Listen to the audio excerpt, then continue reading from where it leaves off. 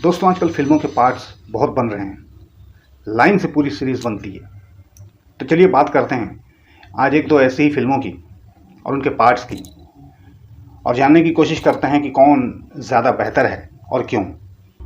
तो आप लोग चैनल सब्सक्राइब कर लीजिए, फिर मैं बताता हूँ।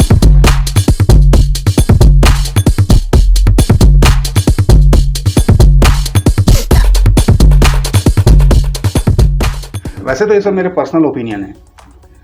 हमारी मंशा किसी को भी ठेस पहुंचाना या किसी की मेहनत को गलत साबित करना नहीं है। ये एक बेसिक चर्चा है।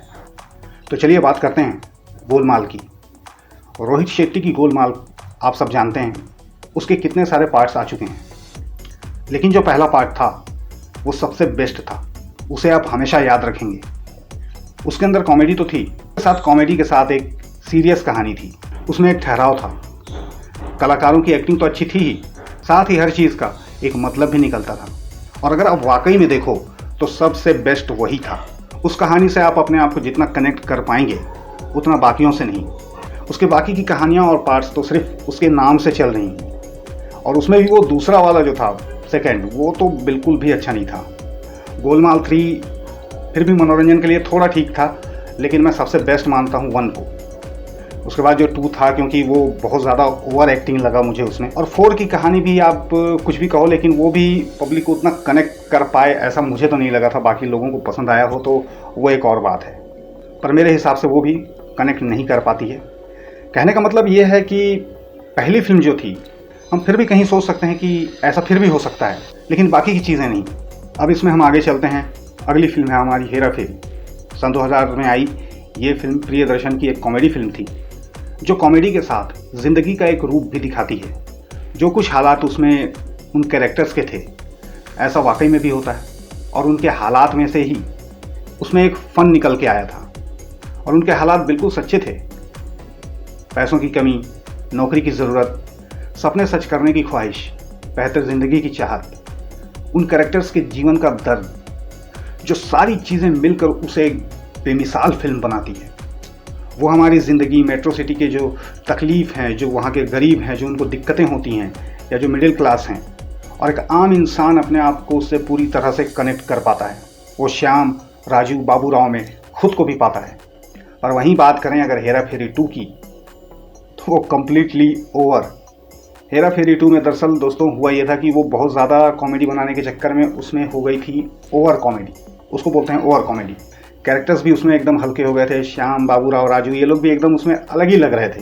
मतलब मुझे वो पुरानी वाली फीलिंग नहीं आई थी उसको देखकर, और ना ही कोई मज़ा आ पाया। ऊपर से विपाशा उस फिल्म के अंदर में कहीं भी बिल्कुल फिट नहीं हो रही थी। बिल्कुल मैं कहता हूँ जिसको कि हम कह सकते हैं रॉन्ग कास्टिंग थी उस फिल्म के लिए।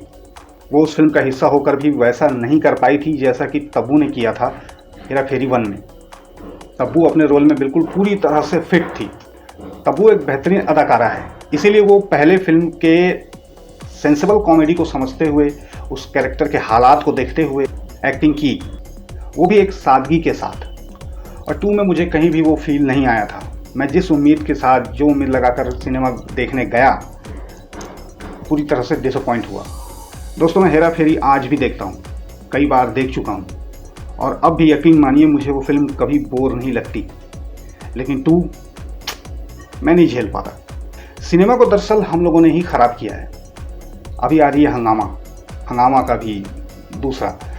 लेकिन मेरा दावा है कि आप पहले वाले हंगामा से खुद को जितना कनेक्ट कर पाएंगे और उसे जितना एंजॉय करेंगे, वो इस हंगामा को शायद ही कर पाएँ। अभी वाला हंगामा एक फूहड़ पसंद ऑडियंस के लिए उनको नज़र में रख के बनाया गया है, ऐसा मुझे लगा उसका झलक देख के। क्योंकि जो भी अच्छे डायरेक्टर्स थे वो भी अब ऑडियंस की पसंद को देखते हुए ही अपना काम कर रहे हैं। वरना इन अच्छे डायरेक्टर्स को ऑडियंस ने ये कह करके घर बिठवा दिया था कि ये लोग आज भी पुराने अंदाज की फिल्में बनाते हैं। और दरअसल कहा जाए तो आज के डेट में सिनेमा बेकार नहीं है, बल्कि आज की पब्लिक का टेस्ट बेकार हो गया है। इसीलिए अच्छे खासे डायरेक्टर भी अब इस तरह की चीज़ें करने लगे हैं। तभी मुझे झलक देखने के बाद इस फिल्म का, ये मुझे प्रियदर्शन स्टाइल की फिल्म नहीं लग रही थी, उस टाइप की फिल्म नहीं लगी।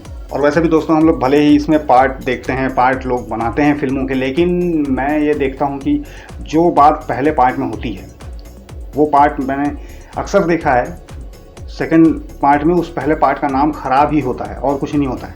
ऐसा बहुत कम हुआ है कि जिसके दोनों पार्ट अच्छे बने हों या सारी की सारी सीरीज़ अच्छी बनी हो, ऐसा बहुत कम होता है। बाकी नंगापन देखना, फुहरता देखना इंसान खुद पसंद करता है और दोष दूसरों पर डालता रहता है। एक बात आप ज़रा सोचिए, अगर कोई बकरा खाएगा नहीं तो बकरा कटेगा ही क्यों? इसी ख्याल के साथ लेते हैं इजाज़त, फिर मिलेंगे आपसे किसी अगले वीडियो में। बाय।